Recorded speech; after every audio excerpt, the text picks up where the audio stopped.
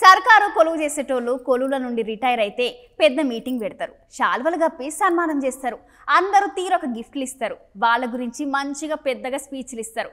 గట్ల ఒక అన్న కొలువుల నుండి రిటైర్ అయితే అక్కడ ఏం చేసిండ్రో పాలి చూడుండ్రి. అక్కడ రైలు బండిలో వచ్చే అన్ననే లోకో పైలట్ కొలువు నుండి రిటైర్మెంట్ అయ్యిందంట. అబ్బా ఒక్కసారి అటు చూడుర్రి, అన్నని ఎంత ధూమ్ధామ్గా తీసుకొని పోతుర్రో. గట్ల అన్న రైలు బండిలో నుండి డ్యూటీ దిగుడే ఆలస్యం. అందరు కలిసి అన్న మెడలో పూలదండలేసి గిఫ్టులు ఇచ్చి మరీ అన్నని మస్తు ఖుషి చేసిరంట. అన్న పేరు కిషన్ లాల్ అంట. అన్న చాలా సంవత్సరాల కాడ నుండి రైల్వే నౌకరు చేస్తున్నాడంట.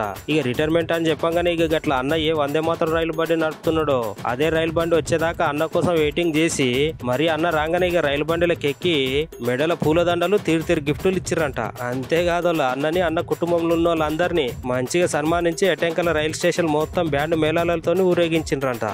అంతా ధూమ్ధామ్గా తిప్పురంట.